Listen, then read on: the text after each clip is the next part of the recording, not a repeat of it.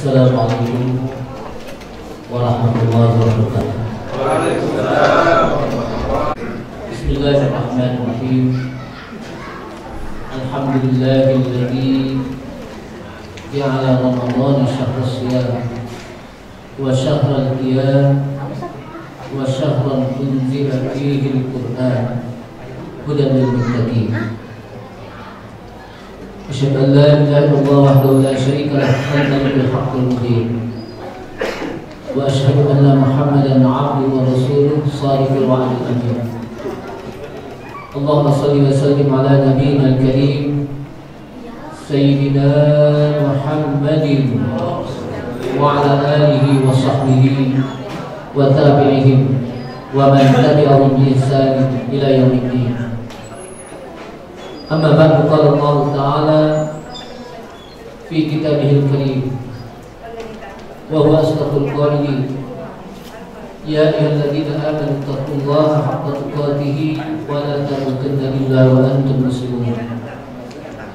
Wa qala Rasulullah sallallahu alaihi wasallam, fa inna asdaqal hadits kitabullahi ta'ala wa khairul huda huda Muhammadin sallallahu alaihi wasallam.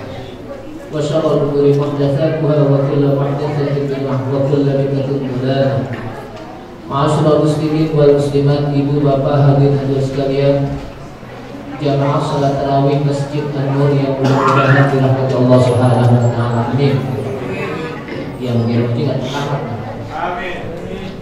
Mudah-mudahan kita senantiasa mendapatkan limpahan rahmat dan maghfirah dari Allah Subhanahu wa taala. Yang telah begitu banyak memberikan nikmat-nikmatnya kepada kita sekalian. Dan salah satu nikmat yang sedang kita hadapi saat ini adalah nikmat ketika kita dipertemukan kembali dengan bulan Ramadan. Mudah-mudahan Ramadan kali ini akan senantiasa memberikan keberkahan hidup kita, yang pada saat kita keluar Ramadan kita mendapatkan ampunan dari Allah Subhanahu wa taala. Kepada Nabi kita Nabi Muhammad sallallahu alaihi wasallam beserta para keluarganya, para sahabatnya, para pengikutnya yang senantiasa istiqamah di dalam menjalankan sunnah-sunnah Rasulullah sallallahu alaihi wasallam. Terus Masjid An-Nur, Bapak Haji Ahmad dan jajarannya yang mudah-mudahan dimuliakan Allah Subhanahu wa taala. Yang Rasulullah sallallahu alaihi wasallam menyebutkan ketika datang bulan Ramadan, "Faja'akum syahrul mubarak." Telah datang kepada kamu bulan yang diberkahi. Apa yang dimaksud dengan berkah? Yang jelas berkah itu baik beda dengan berkah. Tahu gak berkah? Nasi nempel di atas, tikar diangkat, itu yang berkah. Tapi berkah, barakah itu adalah ziyadatul khair, bertambahnya kebaikan-kebaikan seorang mukmin. Artinya ketika datang Ramadan, maka di situ juga meningkat kebaikan umat Islam. Yang tadinya mungkin di luar Ramadan ada orang yang tidak pernah sholat subuh berjamaah di masjid. Alhamdulillah ketika Ramadan dia bisa sholat subuh berjamaah di masjid, ada nggak? Tapi bukan di sini, tempat lain. Kalau di sini, nggak jauh, nggak jauh beda, enggak. Ini tempat lain. Ada orang yang ketika di luar Ramadan nggak pernah baca Quran, apalagi harus menghatamkannya. Tapi ketika masuk Ramadan dia bisa hatam Quran. Ada orang di luar Ramadan nggak pernah bersedekah, tapi ketika masuk Ramadan nggak boleh terlalu lewat dikit, udah dimasukin aja. Apa dimasukin? Duit. Bukan yang logam Pak ya, yang bunyi kerincing. Tapi apa? Yang warnanya merah. Yang warnanya apa? Merah. Ini menandakan bahwa bulan Ramadan itu adalah ziyadatul khair, menambah kebaikan umat Islam. Dan kita diperintahkan oleh Allah Subhanahu wa taala melaksanakan shaum, puasa di bulan Ramadan dalam rangka agar kita memiliki kepekaan sosial, agar kita memiliki kepedulian sosial.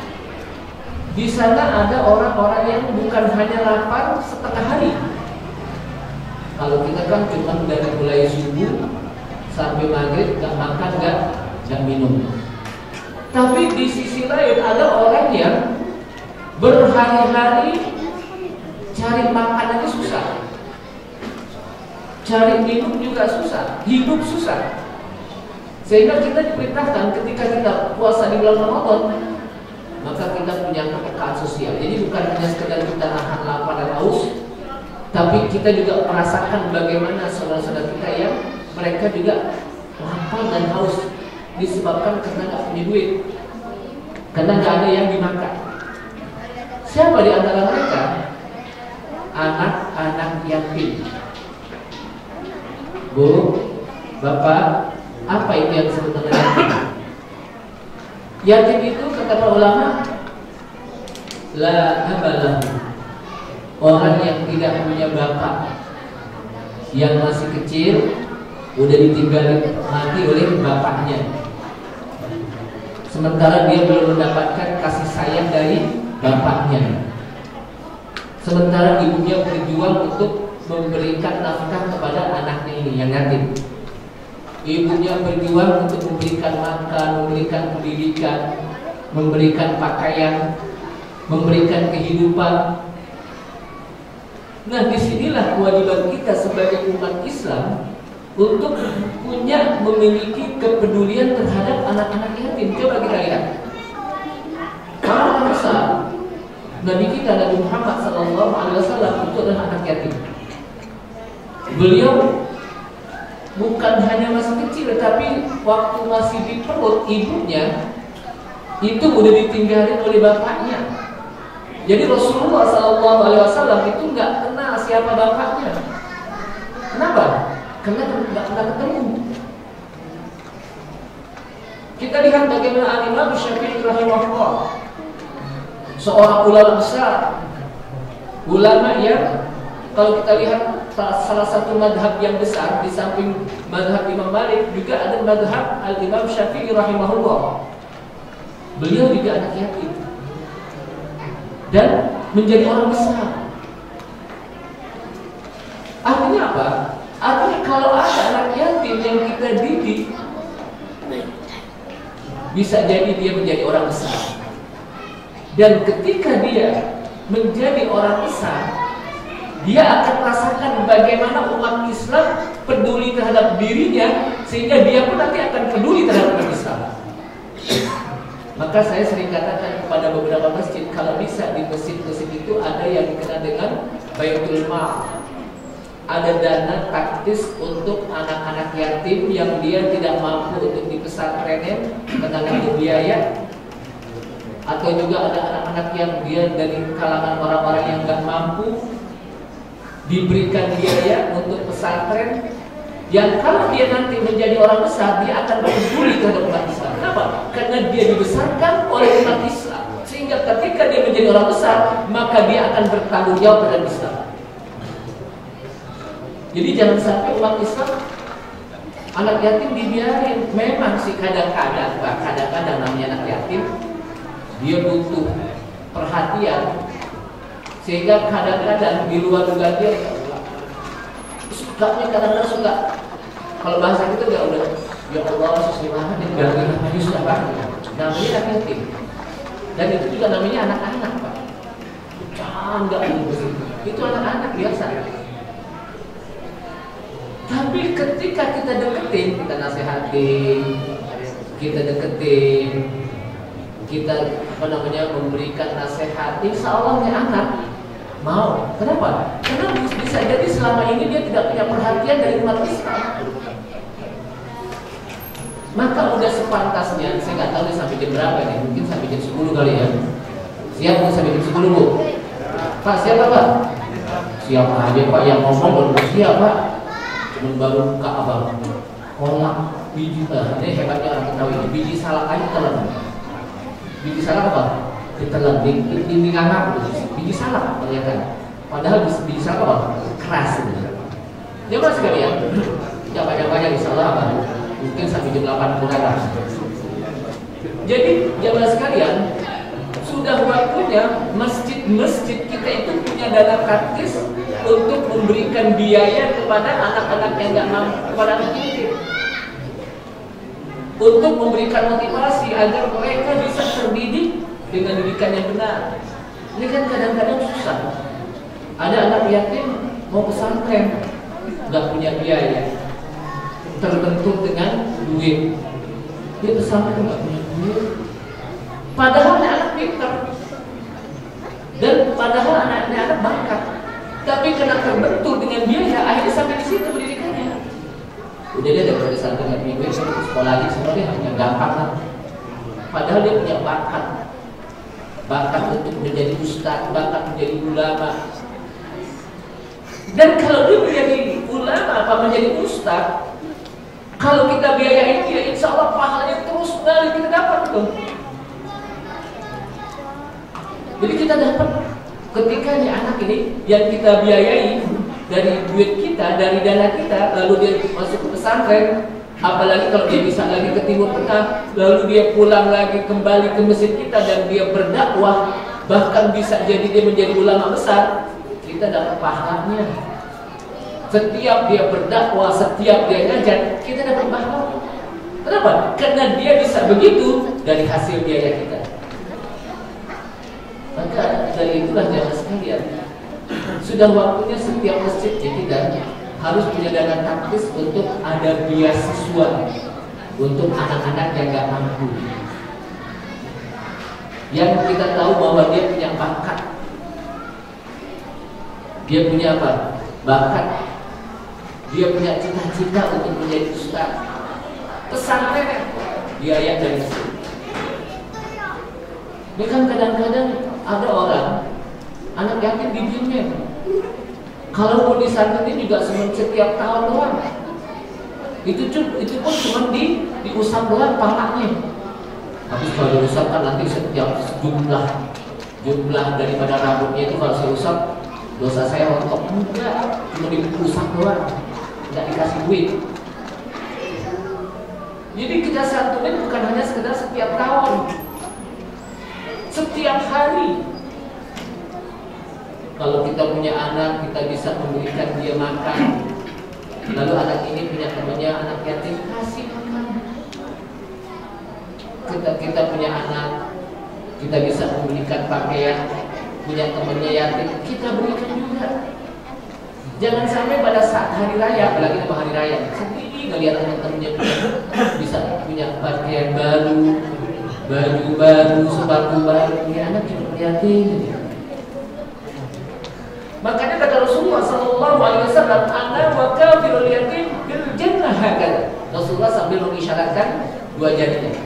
"Ana wa kafirul yatim bil jannati hakada," wa asyara as-sababa wal wusta. Kata Rasulullah, saya seperti orang yang ana wa kafirul yatim. Saya dan orang yang menjamin anak yatim. Dalam bahasa Arab, saya dan orang yang menjamin kehidupan anak yatim, kahataini, seperti dua jari, fil jannah, nanti di surga. Artinya dekat.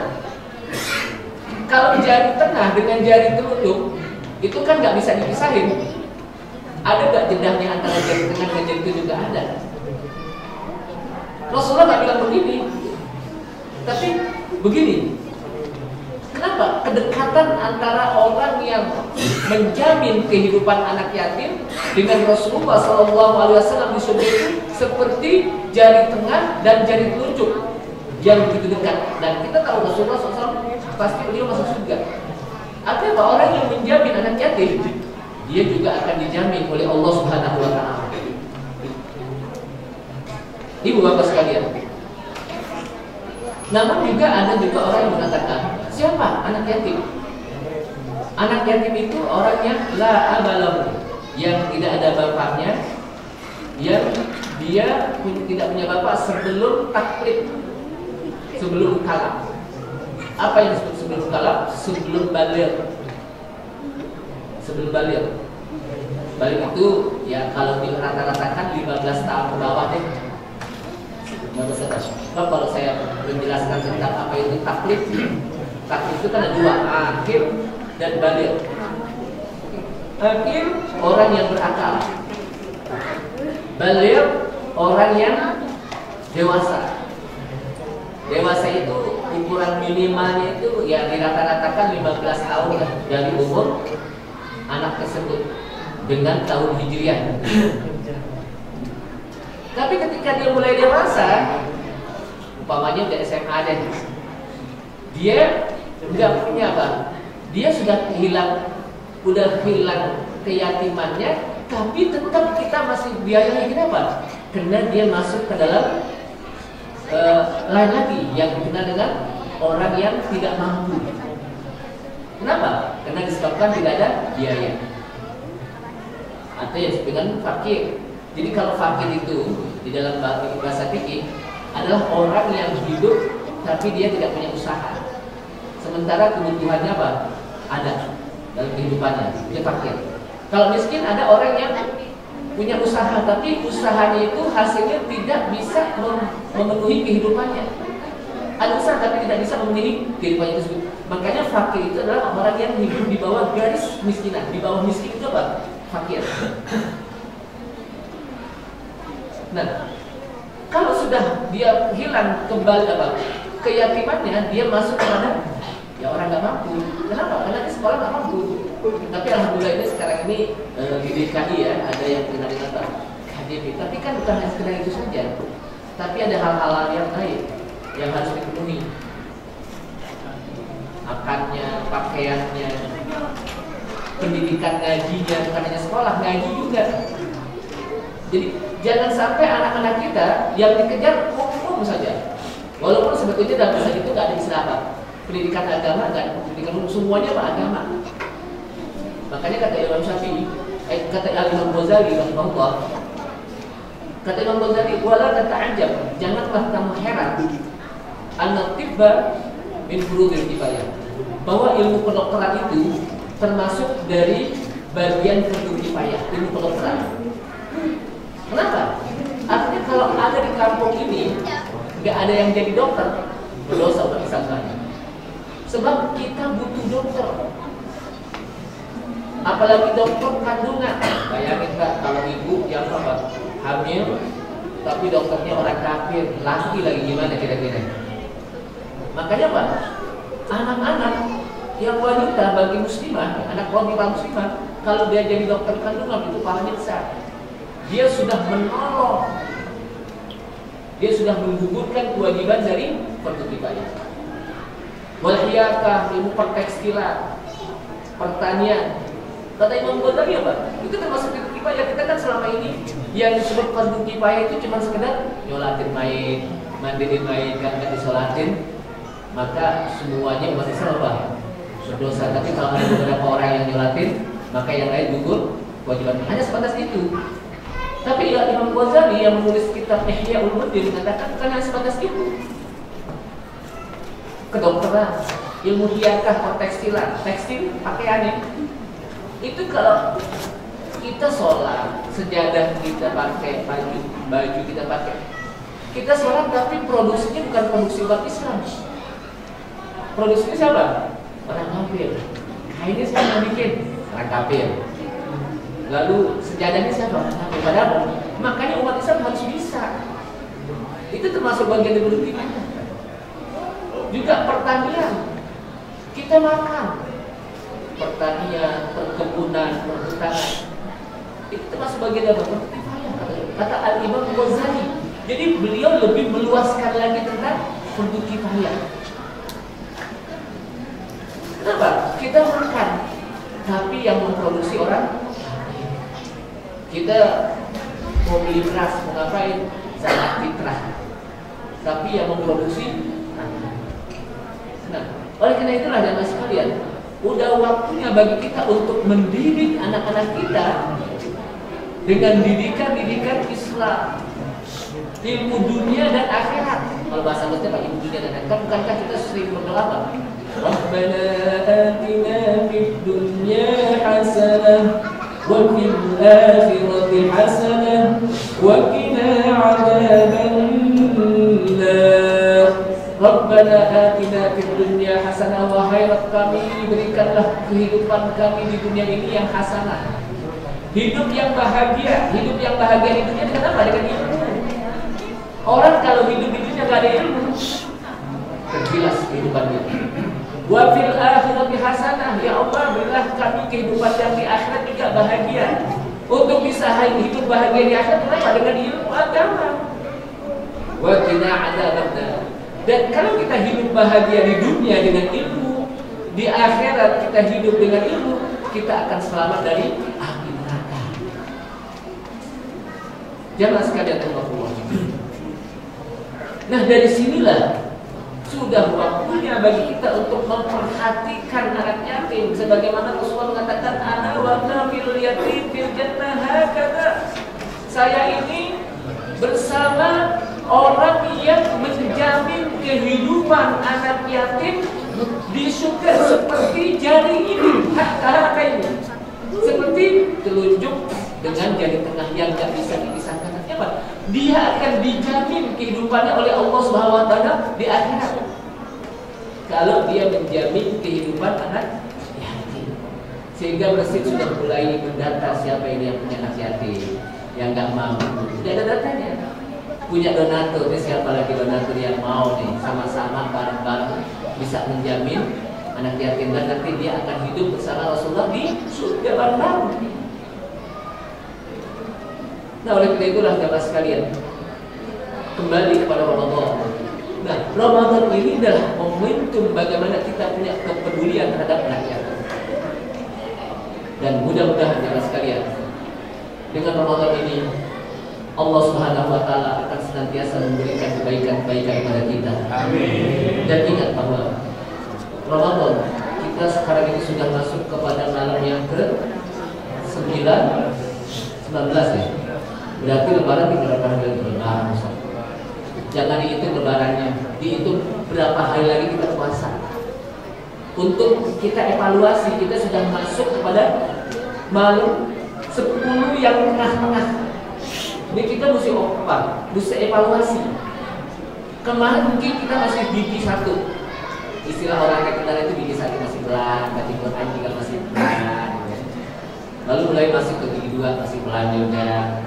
Sekarang ini sepertiga malam di pertengahan ini masih gigi 3.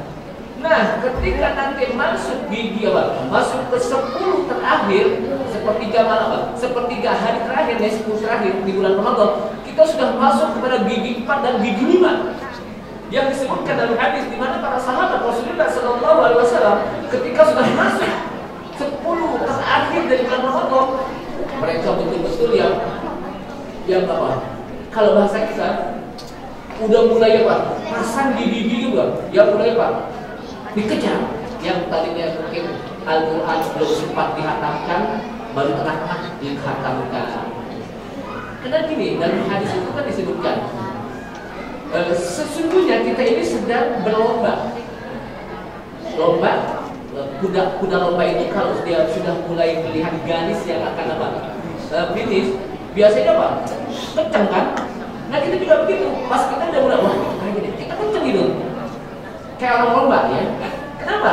Karena disebutkan dalam hadis, innama sesungguhnya innamal a'mal bi khawatimah. Jadi kata Rasulullah, sesungguhnya amal itu yang dilihat akhirnya. Jadi bukan awalnya, akhirnya. Makanya akhir daripada Ramadan inilah yang hendaknya kita kejar. Agar akhir Ramadan itu husnul khotimah. Apa yang maksud dengan husnul khotimah di sini? Maksudnya akhir Ramadan kita itu baik. Baiknya kita bisa menghatamkan Al-Quran, kita sudah bisa menyelesaikan tarawih kita bisa menyelesaikan puasa kita. Akhirnya baik. Dan pada akhirnya ketika keluar Ramadan, kita mendapatkan ampunan dari Allah Subhanahu wa taala. Ini saja, mudah-mudahan bermanfaat. Saya tutup. Rabbana atina fid dunya hasanah wa fil akhirati hasanah wa qina adzabannar. Amin ya rabbal alamin. Subhanallah, la ilaha illa anta, astaghfiruka wa atubu ilaik. Assalamualaikum warahmatullahi wabarakatuh. Waalaikumsalam warahmatullahi wabarakatuh. Alhamdulillah.